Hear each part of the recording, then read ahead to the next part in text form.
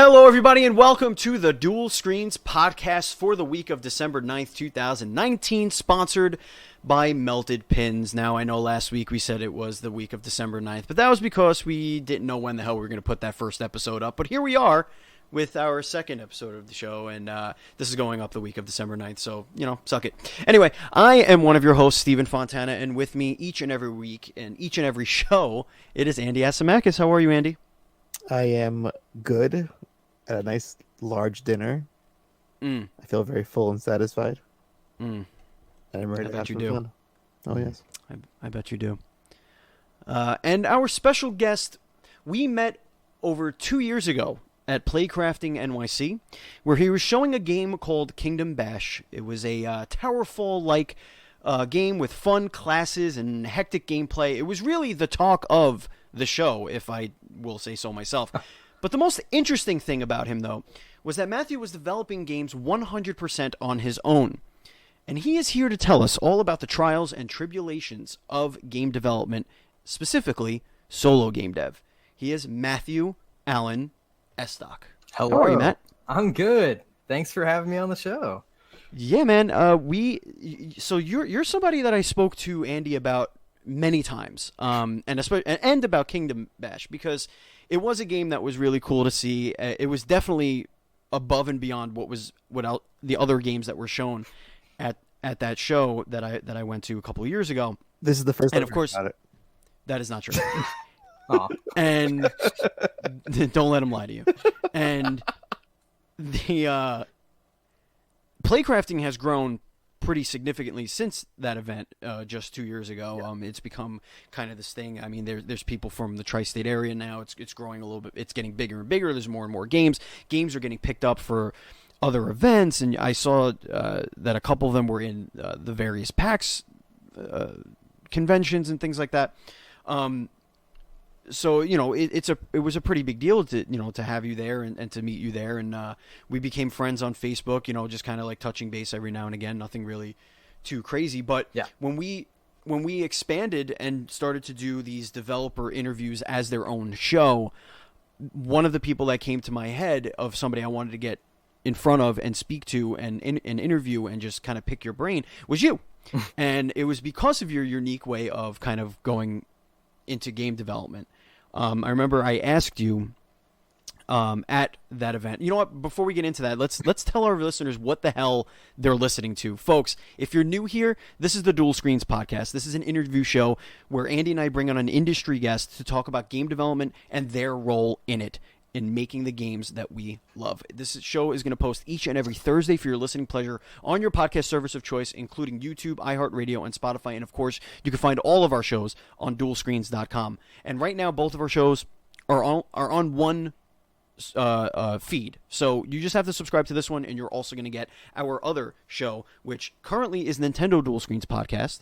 And then starting in January 2020, it's going to be a general games show, games news show, and discussion show between Andy and I called the Dual Screens Gamescast. And that's going to post each and every Monday, just like Nintendo Dual Screens does.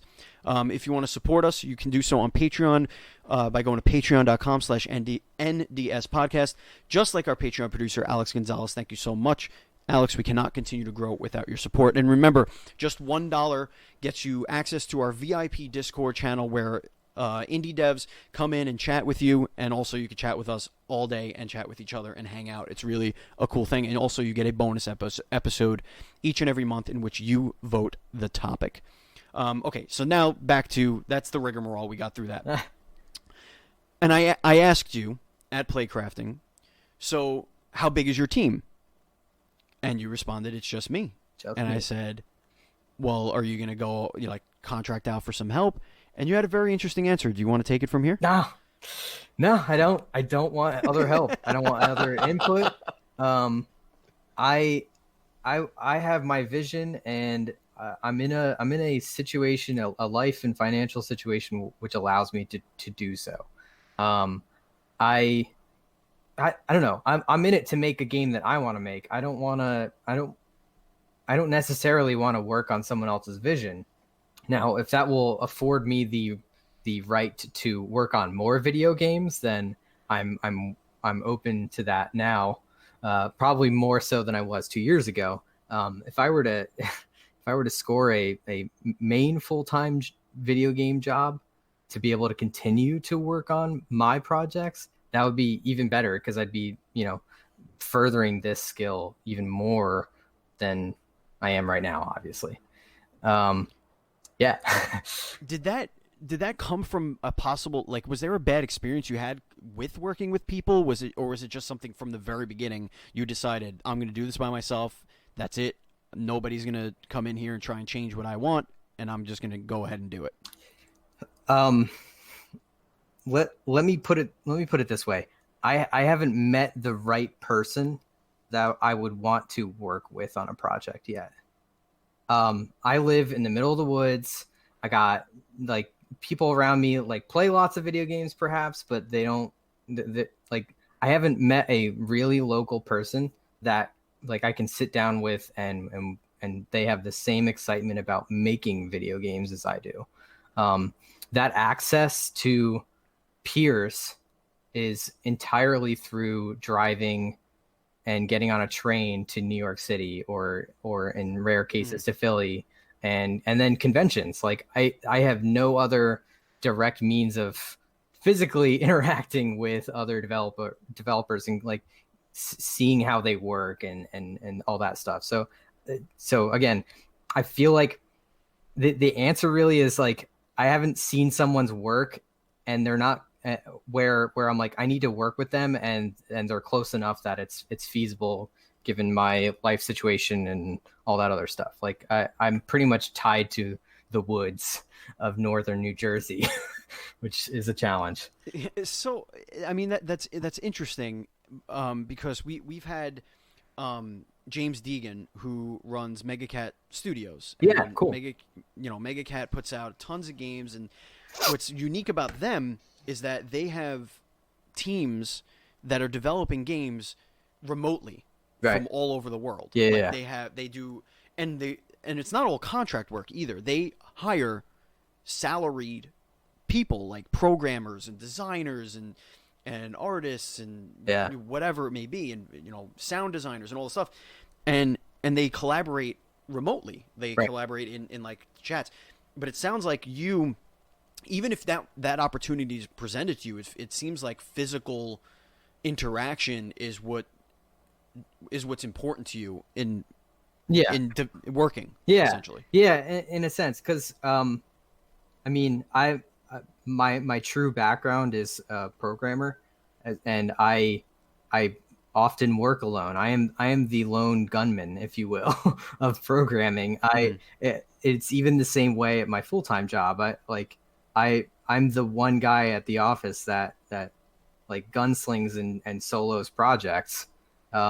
We have another kid coming up, and that's only because my boss got real tired of having only me know these projects in and out. So there's another guy that I have to work with, and he's young and inexperienced, and I don't like working with him. Bastards. He's not going to hear this podcast, but you never know. If he does, I'm sorry. He knows, he understands, but he's learning, and that's the impressive part is he's 18 and he's killing it. I would like him to be more experienced. It sounds to me, Matt, that you really just don't like people. And I get a sense from your game here, which you don't make any qualms about what it is. You're trying to ruin friendships with this game. And I want us all to be flying solo like you are, just to be just lone wolves and just destroy all our relationships. And that's the core basis here for your game. You want us all to be lonely people. You're not wrong.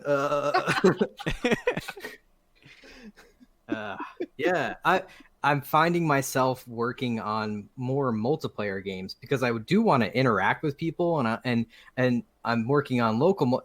You've really just called me out, so we're going to analyze this. Yes, we are. Let's do it. That's what we're here to do. This is also a therapy session. Yes, Dual Screens therapy session. Please, here we go. It's really happening. This is what this episode is. I make exclusively local multiplayer games, so you can get up in your friend's face and ruin that friendship.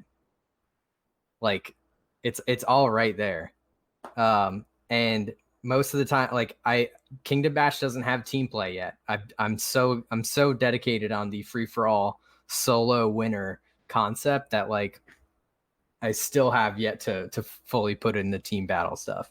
So. But you also tease it a little bit because you have NPC enemies that everybody has to kind of get rid of. If I remember correctly. Yeah. So there's the co-op mode and the counter the versus mode.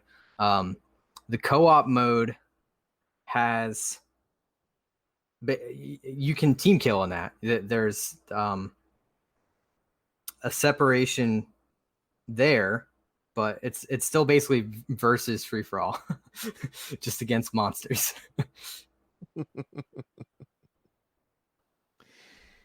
God, my dishwasher is loud as shit. I just had to go cancel that thing because it is grinding loudly and just being real annoying.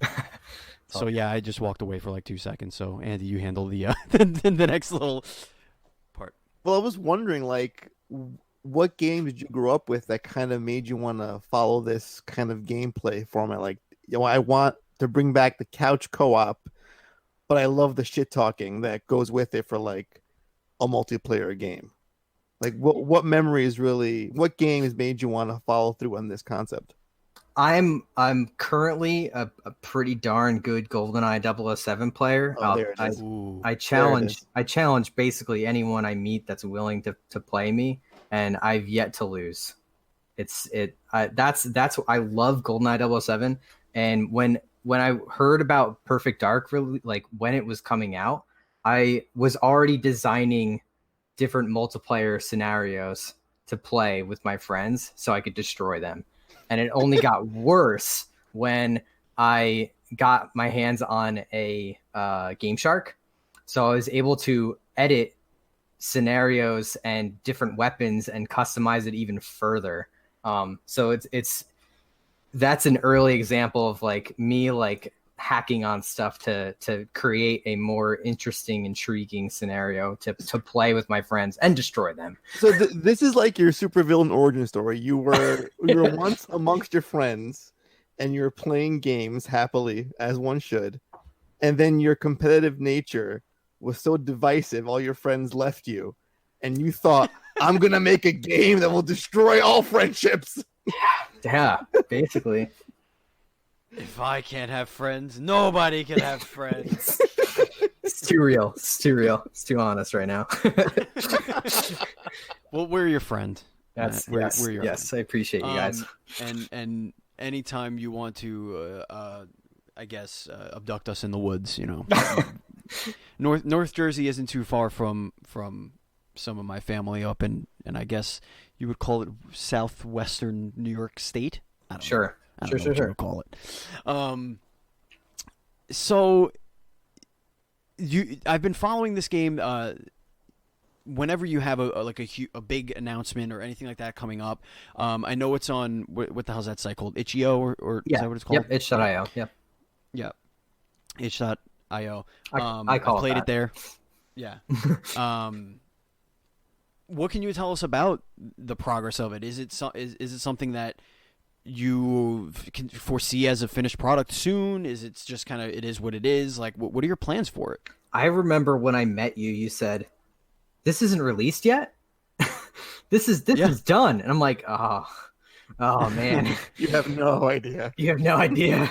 Like, just open the floodgates of like all the ideas and plans and visions that I have for this, and I'll cut myself short there. Of course. As any beginner developer should know, like feature creep and over designing things is a bad thing to do. But again, that's in part me being like financially secure enough with my full-time job. Like it affords me to enjoy my development cycle. I'm not pushing this game out because I need the money. It would be super cool if it was successful, but I'm going to be successful when the game is perfect the way I want it to be, not because I need to feed myself. That's like, I've put myself in that situation so I can afford to do that. So where it is right now, it's been about a year since I've put serious effort into working on it, which sounds kind of scary. I've been working on other things in the interim. I've been working on another game that I think I'm gonna release before Christmas. Okay, so I'm glad you brought that up like around the because corner. Yes. yeah, and I didn't know if that was related to Kingdom Bash, because really Kingdom Bash is the only thing I know you from. Right. So you actually tweeted very recently. You said, "I think I'm going to release something before the end of the year," and I'm like, "Hold up, Yeah. is this it? Is it finally happening? Is Kingdom Bash finally up?" So this is a completely unrelated project. How long have you been working on this bad boy? A year. Okay. It's been on and off, and it's a combination of other things too. I also got Twitch affiliate last year, and I've been streaming. Oh, yeah. I've been streaming since then. It's kind of I've been building up all of my tool set. That being my YouTube channel, my Twitch channel.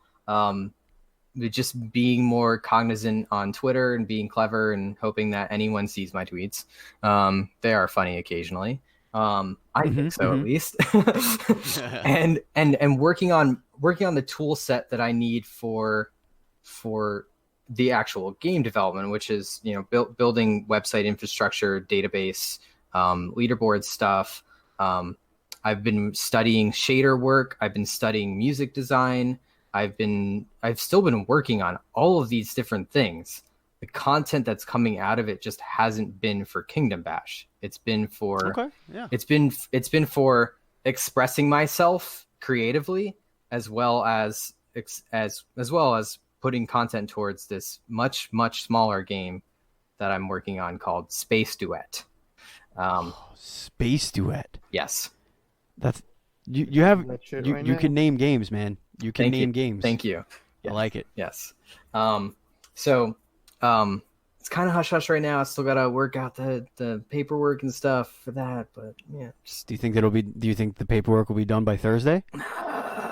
You could like scratch this out maybe. No, we don't want you to talk about anything you're not allowed to talk about. That's fine. But we want the exclusive. I want to write it up for dualscreens.com. Absolutely. When you're ready, I want to write that up for you. Yeah. And we'll tweet it out to the world. You could just bleep that out. You'll be fine. That sounds like work, which Steven doesn't like doing. By the way, we don't like to do work. I don't. I'm not a fan of that work either. Bleep it out. It's fine. So okay, so your goal is to release this mystery project, which we don't know anything about except for the name of, and maybe that'll change by then. We never know. We could pretend that. So that's your goal and that. So when you were developing Kingdom Bash and you kind of and the scope kept growing and growing, and you kept saying, no, it's not my vision, it's not going to be done, it's not going to be done until I do X, Y, Z and whatever. Did that arduous process kind of dictate why you were able to finish this one, the new one? Well, that's the thing. I mean, it's, especially with Game Maker Studio and development on there, prototyping things is very fast. And I threw this together. I threw this project together relatively quickly. It's 10%. It's almost always 10% like systems for me and 90% polish. It's like that, and that should be. I feel like that's how game design really realistically is. It's like, sure, you can have boxes, bumping into each other, but like, how sick would it be to have like, particle system and shaders, and like, it has a juicy feel to it. Like, there's so many more things that need to be done for a game beyond that first system drop. And I feel like the inspiration for the game that I'm working on, I was like, all right, I'm working on this gigantic epic saga Kingdom Bash. Why don't I just like stop and work on a project that's super simple, like the simplest? How about like the first video game ever? So I looked that up, and I stumbled upon this game called Space War. It's spelled Space War, no space in between, Sure. with an exclamation point. Okay, Space War. And I'm like, okay, 1962, I think it is. It's literally 2 rockets and they orbit around a point. I was like, all right, I'm going to do that, but like way cooler. so that's Anything would be cooler than just 2 rockets orbiting around the point. Oh, dude, it's much more sasatisfying. It's gonna be 3 rockets. Yeah. I fail to see where the war is in that game. Right. Well, actually, it's because it was a Russian rocket and an American rocket. That was the stylings of the time. Propaganda. Yikes. Yeah, pretty wild. And it was built on an oscilloscope. Video games.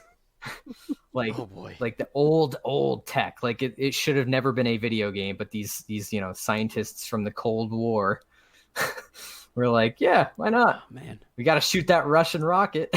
Those bastards. Those commie bastards. Exactly. So that's the inspiration there, and I can explain that, and it's way cooler than that. Is basically where I'm getting at. We look forward to you announcing it and getting to see it, and I guess potentially a wonderful Christmas present for all of us. Heck yeah, man!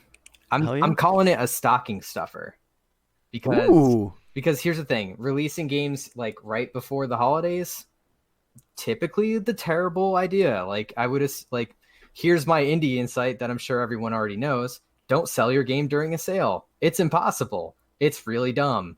There's probably a whole ton of different tutorials and all different opinion pieces that say like, just don't do it. It's stupid. Like you're fighting everything.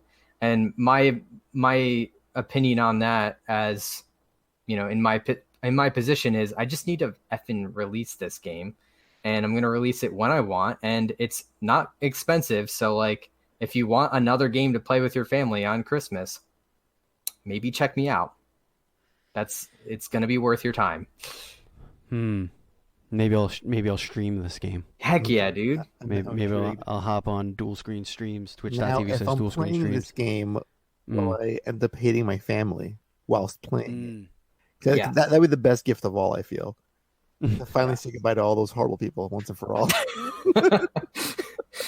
Yeah. So let's rewind a little bit. So that's where you're at now. Kingdom Bash is kind of on the back burner, but you do still have plans for it. You're going to probably chip away at that until, I don't know, the 30s. Sure. Yeah. Maybe. But eventually we'll see it. Talk about what has been the hardest. What has been the hardest part for you? Like, what's the hardest aspect of being not even just a solo dev, but like just a dev in general? Like, trying to scratch and claw your way up. Right. Okay, so the skill sheet on me is I'm a programmer first, an artist of sorts second.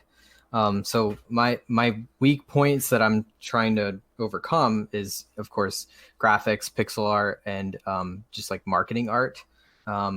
Music is a challenge. I have a music background. I was in chorus for a long time, but I play guitar, but a lot of that doesn't really translate to making blips and bloops, in my music, Fama tracker.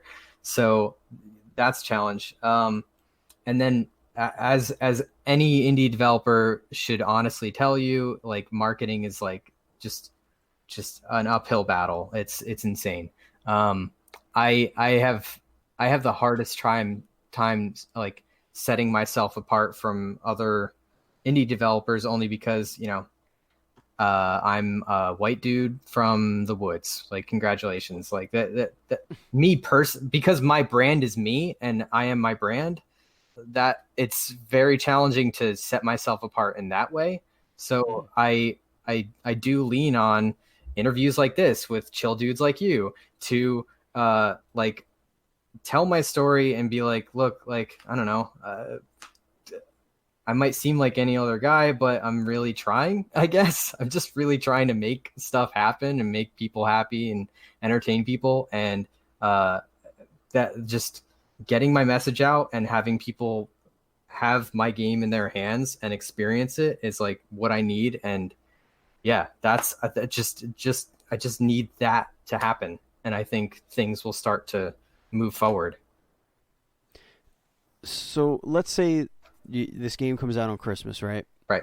And it has a little slow burn. Maybe a couple of people are playing it, whatever, and then it slowly starts to grow and grow, and then it kind of blows up a little bit, and all of a sudden, whoa, people know who you are, they know your game, they're playing your game. What do you do from there? Just keep doing it. Just keep swimming. Does that change your scope in any way? Does it make you think like, hey, I don't now I can get out of the woods and go, and my name has weight to it.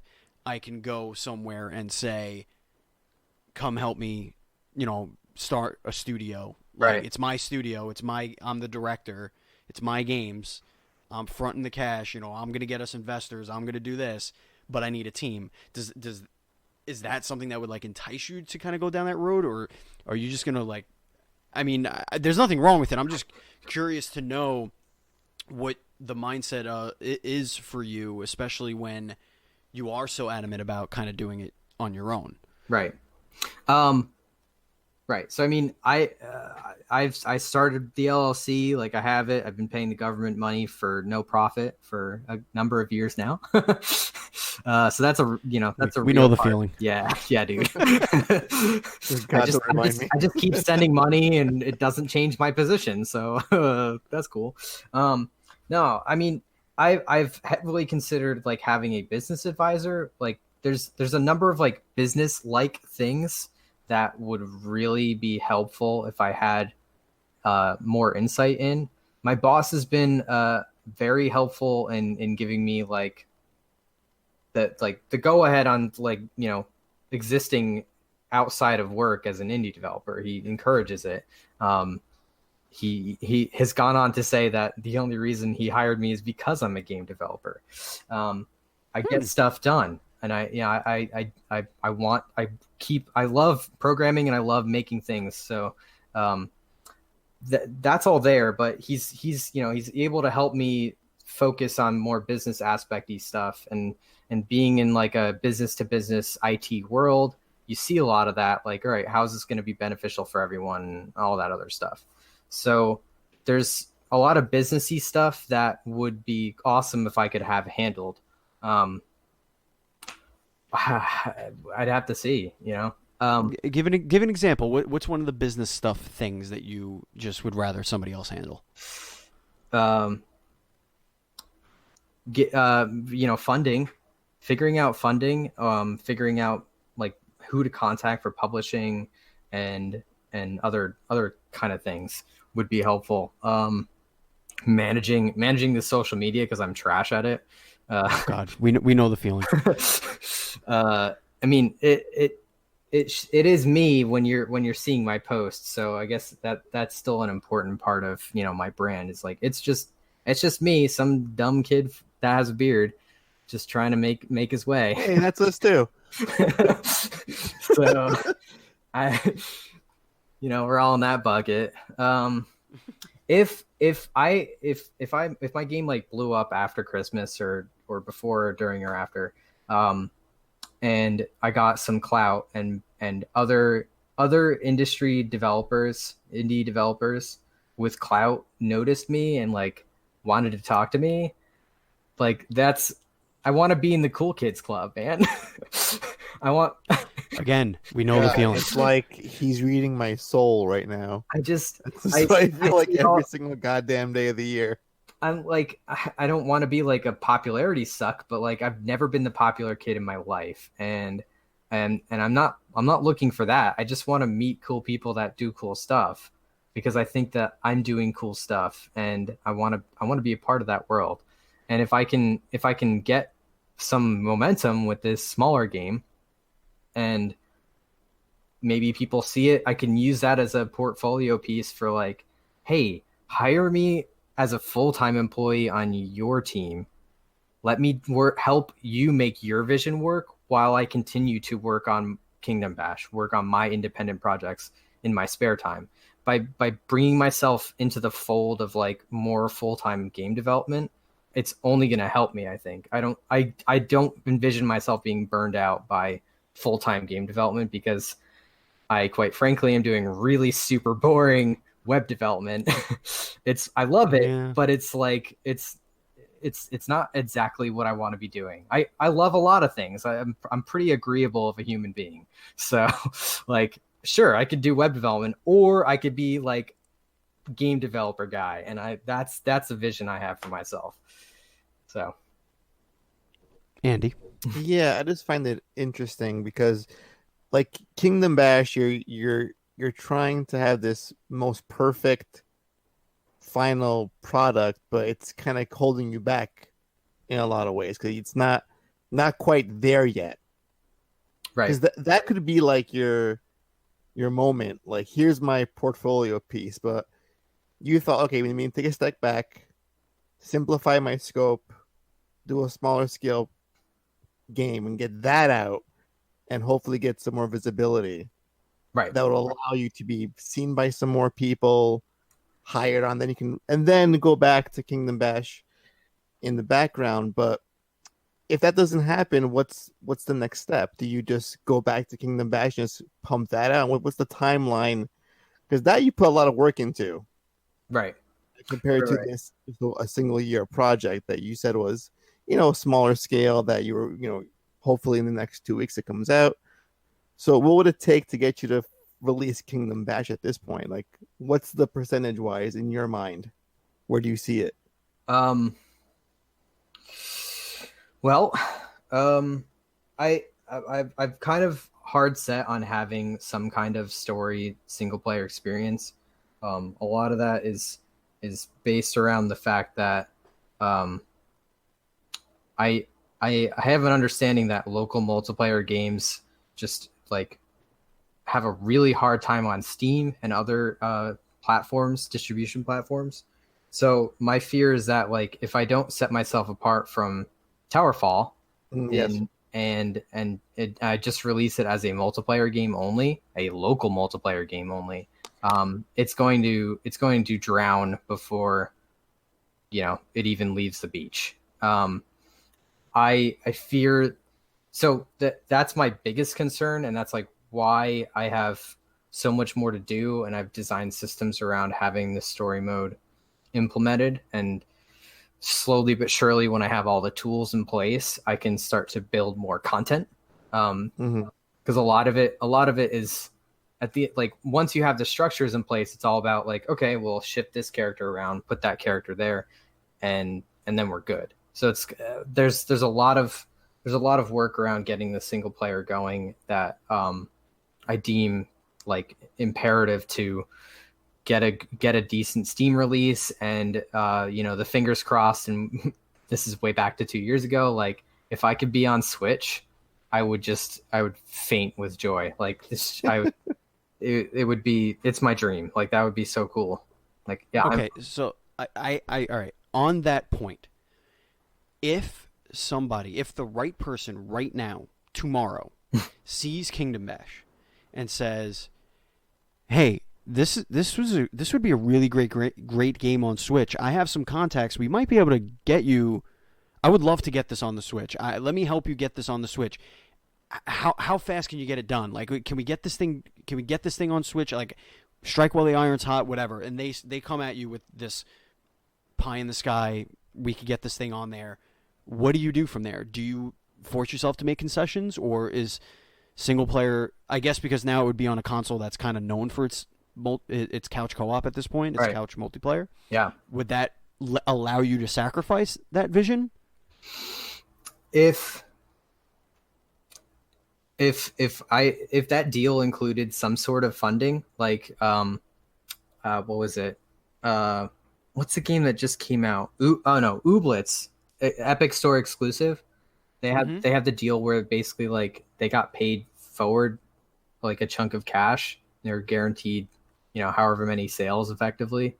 Like that kind of a deal would set me skyrocketing, because I would effectively be able to leave my full-time job, and work entirely on Kingdom Bash, I would drop in a hat. I would, slap myself in the face a couple times, get pumped up and go fight that fight. Like it would, I would kill for that. That would be so killer.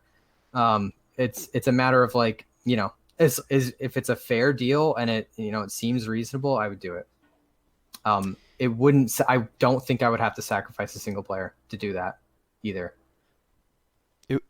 Why don't you think you would need to? Just because they would be funding and you could just focus on it. I would, as your full-time job. Yeah. That'd be because I'm not far off. It's just that I need a little bit of tweaking. And if I have, if I have this position, this spot, then I probably have contacts with other,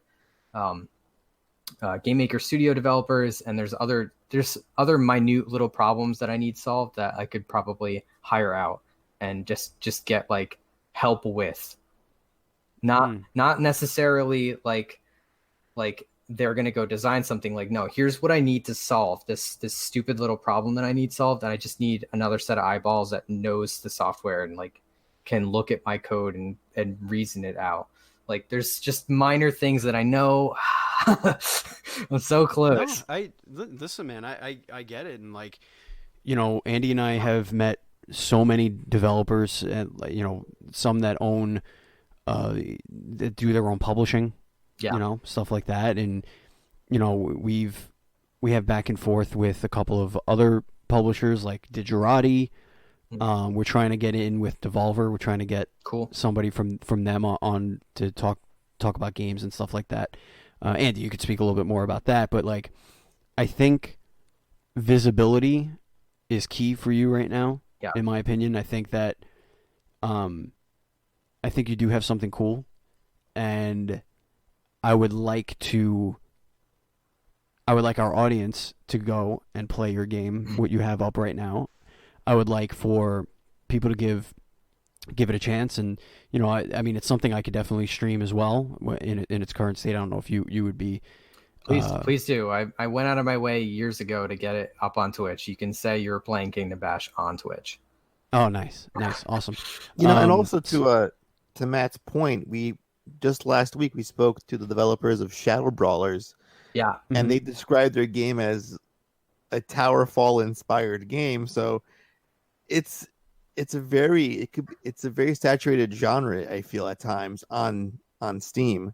Yeah. So having the core game work properly is one thing, but what's the key selling point other than, oh, it's like this thing that was popular? Right. Because otherwise, like, why would most people even care?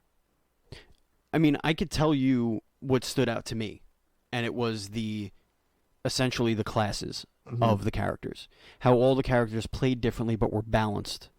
You could play it was like a sorceress or something like that. That had the enchantress was, I believe, I mean, it's been 2 years, was very fast on her feet, but had a slow projectile, or was this the one that had the long projectile? I forget. But they all had, like, one was faster but a slower projectile. One had a longer projectiles that go in a straight line or whatever. It was very, almost kind of like a Mage Quit in a way, where Mage Quit, like the power sets, or kind of make things a little bit balanced and a little crazy. But it was the characters themselves, and that drew me to it because I wanted to try all the different characters. It was hard to get, if what I'm remembering is correct, it was hard to get people to stop playing the game. Like you had to physically tap people on the shoulder and say, okay, you've had enough. Like, let somebody else play. Like, it was a very well made, whether it was a vertical slice or not. I remember what you put on. There was something that you guys set it to with the enemies, and we couldn't end the match. Oh, it was a whole thing. That it was just like a weird glitch, but it was so funny and hilarious, and just the way that the enemy was behaving and like spawning over and over again. It was great. Yeah. To me, that's what set it apart, was like the charm and the character, and I guess that's why I'm behind you when you say that you want to do a single player, because if your single player has half the charm that this static screen chaotic brawler, for lack of a better term, had, I mean, it can't get lost in the shuffle. just I have so much respect for that, because you can easily say, okay, it's done to a certain point. I can just get it out the door and see what happens. But you want to go that extra mile and say, no, this could be so much more than what it is now. Yeah. Let me give it the time and love it deserves. Yeah. For it to be the best version of itself it can be upon release. Yeah. And I think that is like the ultimate key factor of a true game dev. Like, you're not in it for like the quick buck, or like, I can sell X amount of copies, hopefully, and I can make a profit if a little bit here and there, but it's all about the game, and just it has to be something more than just a product at the end of the day. Right. I think one of the key points that I want to make is that when it's perfect the way I want it to be, and I do in fact release it, if it's commercially successful, great. I can be a full-time game developer. If it's not commercially successsul, it's still the best foot I can put forward, and Right. that's I want, no matter what, people are going to enjoy the game when it's out. I promise that. Whether it's commercially viable, 1.5 people love it, I don't care. As long as if it's the favorite game of one person, I've done my job. That's what I want. I want it. Right there. So goddamn beautiful. I find so much enjoyment in going to conventions. Like, it's super stressful going up to the convention, like making it out there, hauling all my gear, hoping no one jumps me. Like, I bring my gear, like, and everything just works out. As soon as I'm there and there's players coming in the door, I find my zen. I find my inner peace, because when they're holding the controller and they have smiles on their face, I'm there. That's what I do it for. Like, I've had people come up to me and be like, "How do you have so much energy? Like what are you taking?" I'm like, "Dude, no, I'm just here to please. I'm just here to entertain and give love. That's all." You feed off the lost souls of the friendships you've ruined over the years. I want to. I have such deep inner sadness that I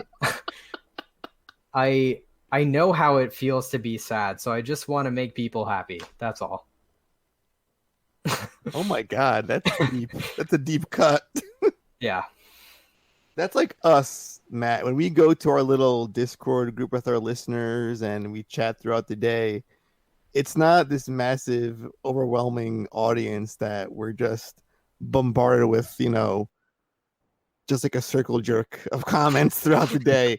It's a very small yet tight-knit and passionate listener base. And just to your point of saying, if I could have one person say this game is great or their favorite game, then it's all sort of worth it. And that's how we feel too with what we do every single week on this freaking show of ours. So we get the sentiment 100%. Yeah. All right. Before we end the show, I want to introduce a new segment for our show. Before I do that, I want to tell people about our sponsor, and that's meltedpins.com. Artist Kelsey Lynn has done art for many, many podcasts and websites, including our own. She's done work with Kinda Funny. She's a contest winner. She's a brilliant artist that draws all of her art by hand. There's no using assets or whatever. She draws everything. And her website is full of tattoo art inspired pins, buttons, canvas bags, t-shirts, tank tops, mugs, you name it, it's up there. So if you go to meltedpins.com and you check out our art and you find something that you love, you buy it, and before you click buy, you put in the promo code NDSmelted and you will get 10% off of your purchase. That's right, it's as simple as that. Just because you listen to the show, just because you used our code, you're going to get 10% off your purchase. And these things are really cool. There's some really cool designs up there. So you could buy something, stuff it in a stocking, all right? You could be like, here's a mug with a pumpkin pie with a what is it called? A pentagram in it, scratched in it. I think it's a pentagram. I don't know. I don't remember what the hell it is. Do you want a shark head with sexy lady legs attached to it as your canvas bag? You could do that. meltedpins.com, promo code NDSmelted. And you can follow Melted Pins on social media at Melted Pins. You see how that works? All right. Now, brand new segment, and this, I think, is how I want to end every show. Just a little from now note on. here to our listeners. This is a work in progress because I didn't get a vote on this segment. No, So it's a work in progress. It could be but trash. I for all like care. this. We've done this before, Andy. Oh, we have? So it's not. Yes, it's nothing new to us. It's just I think it's a really cool thing to do at the end of the show. We'll see about that. It's time for rapid fire questions. Okay. I want to get to know Matt. Oh man. Okay. All right. Stretching. And I want our listeners to get to know Matt. So we're going to ask you just some really just quick questions. Just give us your fastest answer. Okay. And when I feel like we've got a satisfied amount of information out of you, we could end this segment. Okay. All right. Let's do this. Okay. Pineapple on pizza, yes or no? Yes. Oh. Friends or Frasier? Neither. Ooh, Andy. Keep going. Rapid fire. No judgments. You got to help me. Just go. I thought you have a list. I think you're reading off. No, a I list. don't. I'm doing this off the cuff. I didn't I make a know. list. I was Oh, looking shit, through a man. document. I don't know what it is. Applejack or Okay. corn pops. Ooh. What was that? Applejack. Applejacks or corn pops. Probably Applejacks. Football or baseball? Which is America's pastime? Football. True pastime. Football. Mario Kart or Diddy Kong Racing.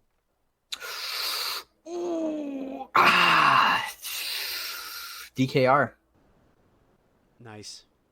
If Inverted or standard? standard. Dogs or cats. Dogs. Fucking love you. Sega or Nintendo? Nintendo. Nice. Cut or uncut. Ugh. Gonna get that NSFW label, huh, boys? Seltzer, yes or no? Yes. What's your brand? What's your brand of choice? I'm a LaCroix. Yeah, buddy. Cheers. Clink. You are just regular old butt buddies over there right now. That's what I'm talking about. Hell yeah. All right. As a kid, Pogs. Did you play them? Negative. Negative. Pokemon or Magic the Gathering? Pokemon. Pokemon or Yu-Gi-Oh? Pokemon. Transformers or G.I. Joe? G.I. Joe. G.I. Joe or Ninja Turtles. Oof. Ninja Turtles. Ah! Nice. Best Ninja Turtle game on the Nintendo Entertainment System? The first one. Where First one? Where you have the over top perspective. I one? like him. I like him TNT, a lot. right? He got the right answers. I like You just rock Donatello because he's got the bow stabs. You know, that pineapple on pizza bit had me for a bit because I fucking despise that shit. But you came back strong in some of these answers, I must say. Burger King or McDonald's? Burger King. Burger King Taco Bell? fries or McDonald's fries. McDonald's fries. There you go. Okay. Yes, because they never die. Yeah, I know. You can put them anywhere and they won't. Put them in a cupboard and come back 6 months later. Yeah, They're just right. fine. All right. Okay. Favorite current gen console? Oh, current gen, Xbox One, Favorite console of all time? N64, Best controller? Xbox 360.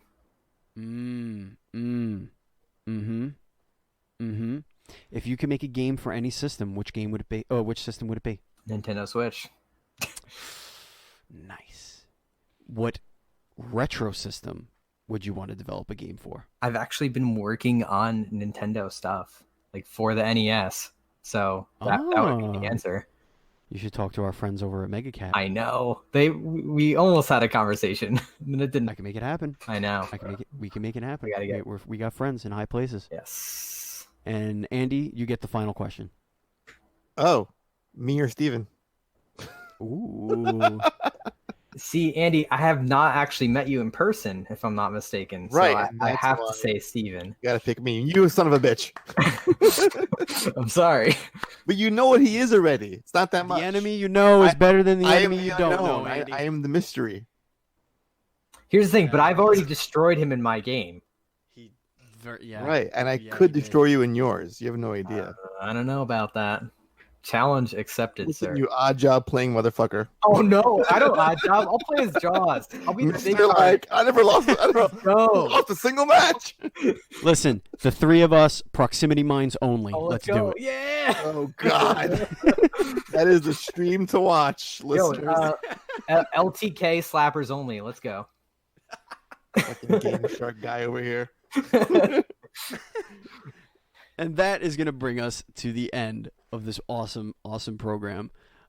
Thank you so much, Matt, for joining us. It was a pleasure getting to know you and getting to know your process and the trials and tribulations. And we wish you nothing but luck.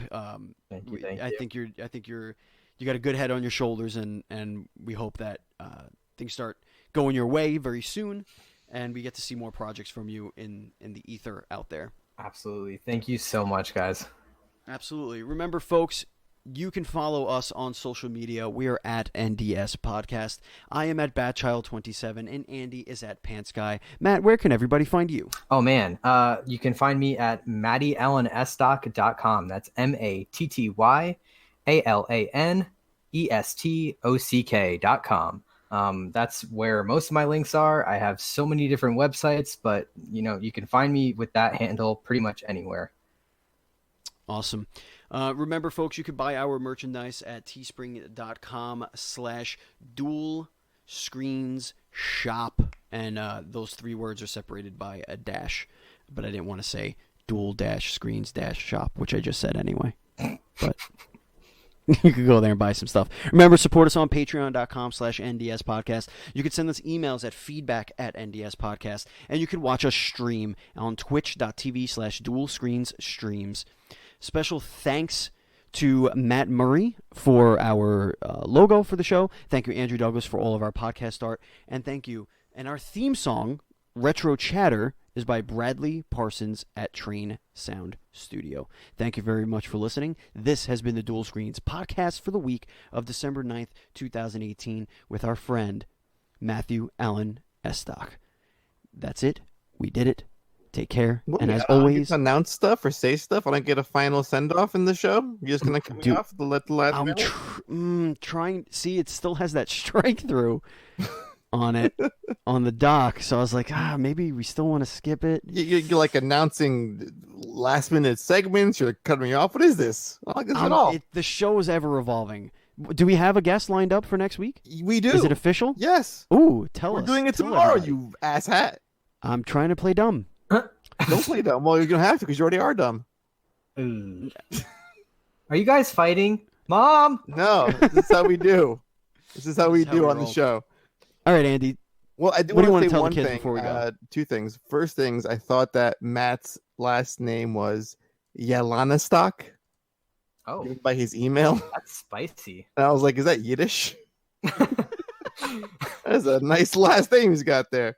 Wow. All right. But on a more serious note, yes, our guest for next week is Decoy Games discussing Swim Sanity, another 4-player couch co-op game coming to Switch and other consoles, the PC, Xbox One, and PS4. And yeah, that's like our thing now. And then we have Killer Queen Black after that, which is first 4 of this show is going to be all couch games. If people aren't listening to this fucking the show, where there's a pattern now. Wow. Dual screens couch co-op. Yeah, the podcast. Giants. Way to go, guys. Now I feel. Listen, if these fucking tool bags don't start listening to this show, you nerds. No, I'm just joking. We love you. Thank you, Andy. Thank you, Matt. And as always, please be excellent to each other.